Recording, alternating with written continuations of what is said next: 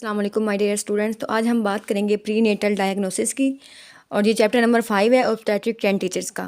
तो इसके बारे में मैंने आपको इसका इंट्रोडक्शन दे दिया था और इसमें बताया था मैंने आपको कुछ इन्वेसिव टेस्ट होते हैं और कुछ नॉन इन्वेसिव होते हैं और हम किन किन कंडीशन में यूज़ करते हैं। अगर आपने दोबारा से पढ़ना तो आप मेरी पिछली वीडियो जो है वो देख सकते हैं। तो आज हम बात करेंगे कि उनमें से जो इन्वेसिव टेस्ट थे उसमें CVS के बारे में। कोरियोनिक विलस सैम्पलिंग क्या होता है? Chorionic villus sampling.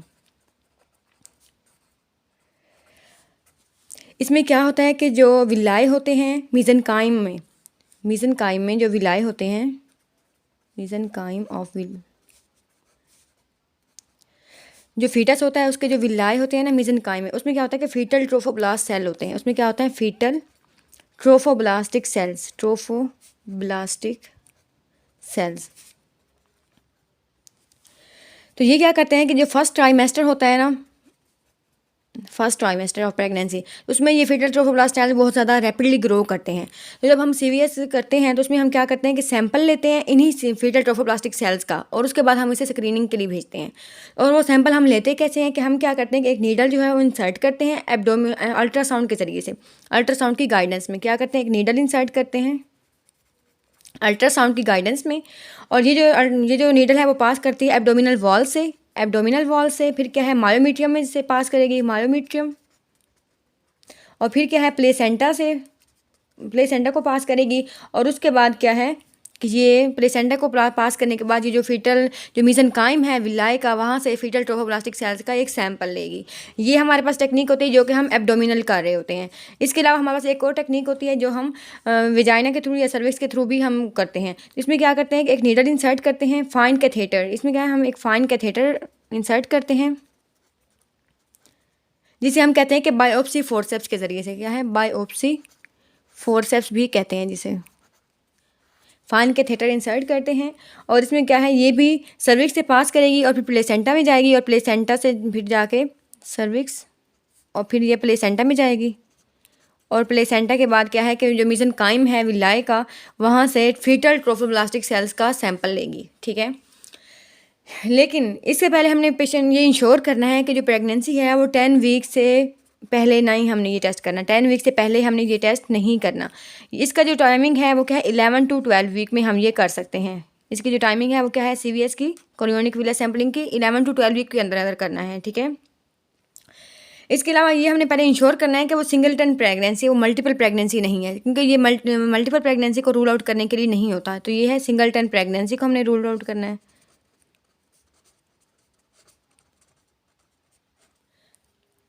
इसके अलावा क्या करना है कि प्रेगनेंसी जो है वायेबल होनी चाहिए। प्रेगनेंसी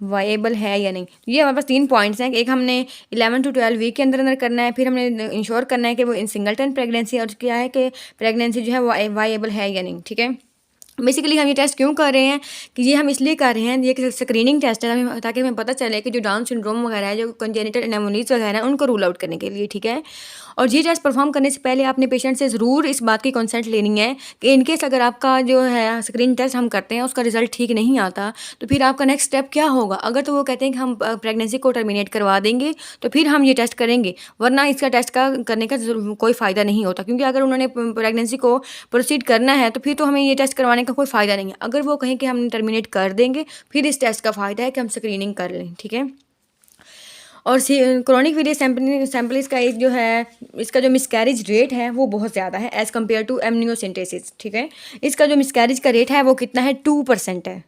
मिसकैरेज का रेट 2% है, जो कि बहुत ज़्यादा है एज़ कम्पेयर टू एमनियोसेंटेसिस। हमने पेशेंट को ये भी बताना है कि इसमें मिसकैरेज का चांस भी हो सकता है। 2% इसका मिसकैरेज का रेट है। ये आपसे MCQ वगैरह में मिसकैरेज का रेट पूछा जा सकता है, और इसके ये हम किस टाइम पे करते हैं, 11 to 12 वीक में करते हैं, ये बहुत इंपॉर्टेंट है। ठीक है, अब हम बात कर लेते हैं कि एमनियोसेंटेसिस क्या होती है। एमनियोसेंटेसिस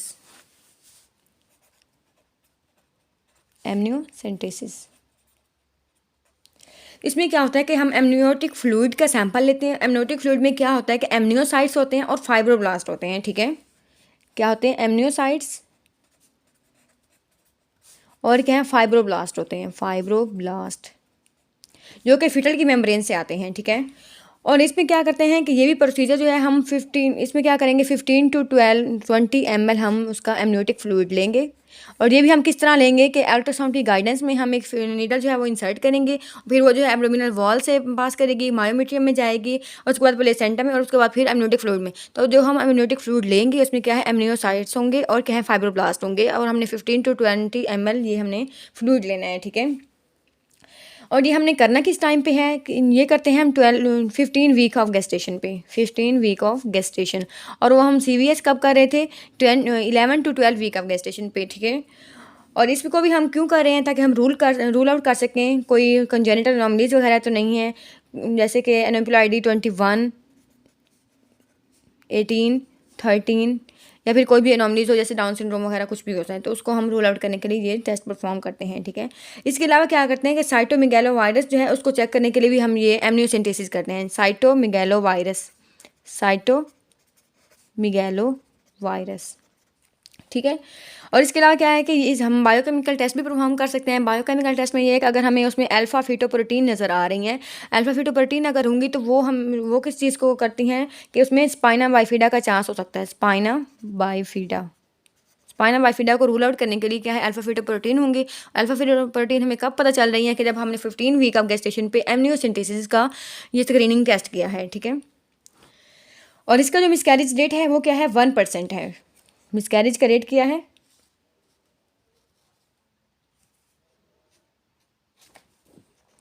1% जो है इसमें मिसकैरेज का रेट है, ठीक है। तो ये थे हमारे पास मेन इंपॉर्टेंट पॉइंट हैं कि एमनियोसेंटेसिस होता क्या है। इसमें हमने 15 ये MCQs के हवाले से बहुत इंपॉर्टेंट है कि कौन से टाइम पे करना है, 15 वीक ऑफ गेस्टेशन पे करना है। इसका मिसकैरेज का रेट कितना है 1% है, जो कि CVS का जो मिसकैरेज का रेट था वो 2% था, ठीक है। लेकिन CVS का एक फ़ायदा भी ये है कि देखो हम वो टेस्ट परफॉर्म करते हैं 11 टू 12 वीक में, और 11 टू 12 वीक का वो टाइम होता है कि अगर पेशेंट जो है अपने वो प्रेगनेंसी जो डिस्क्लोज उस टाइम तक नहीं की होती, तो अगर वो अपनी उसको टर्मिनेट करवा भी दें तो उन्हें कोई प्रॉब्लम नहीं फेस करनी पड़ती, ठीक है। कि वो अपनी प्रेगनेंसी को अर्लियर ही वो टर्मिनेट करवा सकते हैं अगर उनमें कोई एनोमली वगैरह पता चलती है तो, ठीक है। इसके अलावा हमारे पास एक टेस्ट होता है कोर्डोसेंटेसिस। जैसे कि आपको नाम से लग रहा है कोर्डो मीन्स कि कॉर्ड से हमने सैंपल लेना है, और कॉर्ड में क्या होते हैं हमने ब्लड होता है फीटल ब्लड, उसका हमने सैंपल लेना है। और ये हमने कब लेना है 20 वीक ऑफ गेस्टेशन पे लेना है, 20 वीक ऑफ गेस्टेशन उस पर हम ये सैंपल लेते हैं। और ये हम क्यों लेते हैं ताकि हम एनीमिया वगैरह को या फिर थ्रोम्बोसाइटोपिनिया को रूल आउट कर सकें। फीटल एनीमिया या फिर क्या है थ्रोम्बोसाइटोपिनिया,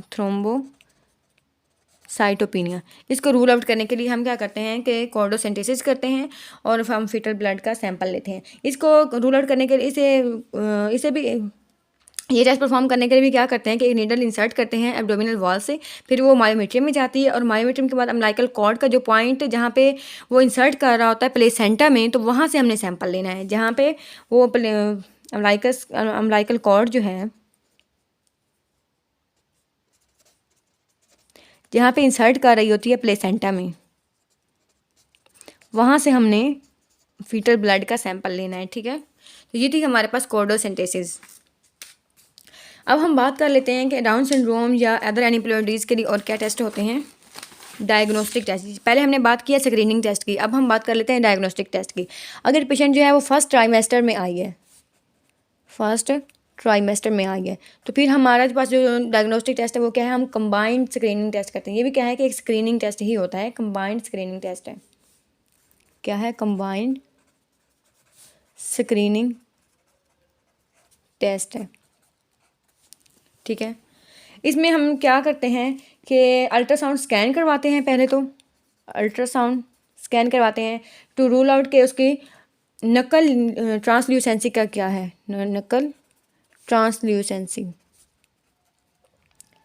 ये बेसिकली क्या होती है, हम इसको एंटी मेजरमेंट कहते हैं। इसमें क्या होता है कि जो थिकनेस ऑफ जो फ्लूइड होता है ना under the skin in the नकल, मीन्स के जो फेटस के जो नकल रीजन है, नेक रीजन है, उस पर जो फ्लूइड है उसकी थिकनेस कितनी है, बेसिकली ये एंटी मेजरमेंट वो होती है।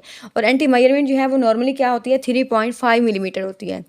अगर एंटी मेजरमेंट हमें 3.5 मिलीमीटर से ज़्यादा हो तो इसका मतलब होता है कि कोई ना कोई कंजेनिटल एनोमली है, ठीक है। कंबाइंड टेस्ट में पहले क्या थे, हमने अल्ट्रासाउंड स्कैन करवाना होता है। इसके साथ साथ हम अल्ट्रासाउंड स्कैन पे एक तो हमने नकल ट्रांसल्यूसेंसी देख ली, और सेकंड हम क्या देखते हैं कि उसकी क्राउन रम्प लेंथ कितनी है, क्राउन रम्प लेंथ। और ये हम CRL हम कब तक करते हैं, 11+2 से लेके 14+1, मीन्स कि 11 वीक हूँ और 2 डेज ऊपर हो गए हों, और 14+1 वीक, तो उसमें हम क्या करते हैं, CRL देखते हैं, क्राउन रम्प लेंथ मेजर करते हैं। अल्ट्रासाउंड हो गया, उसके बाद हम क्या करते हैं, इसमें ब्लड टेस्ट करवाते हैं, ठीक है, ब्लड टेस्ट।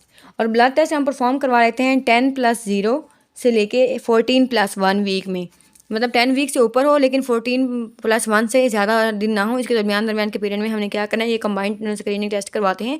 इसमें अल्ट्रासाउंड होता है और ब्लड टेस्ट होते हैं।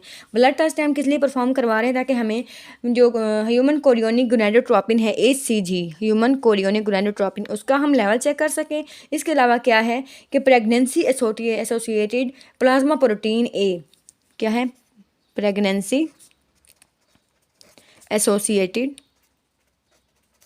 Plasma protein A, plasma protein A, जिसे हम कहते हैं पैप A भी कहते हैं, पैप A। तो ये हम बेसिकली HCG के लेवल को और पैप A के लेवल को हम चेक करने के लिए ब्लड टेस्ट करवा रहे हैं। तो ये थी हमारे पास कंबाइंड स्क्रीनिंग टेस्ट। और ये हम कब परफॉर्म करवा रहे हैं, जब फर्स्ट ट्राइमेस्टर था। अगर पेशेंट आती है हमारे पास सेकेंड ट्राइमेस्टर में, तो फिर हम क्या करवाएंगे, सेकेंड ट्राइमेस्टर। तो अगर पेशेंट जो है वो सेकेंड ट्राइमेस्टर में आई है, तो उसके लिए हमारे पास टेस्ट होता है क्वाड्रुपल टेस्ट, कहते हैं क्वाड्रुपल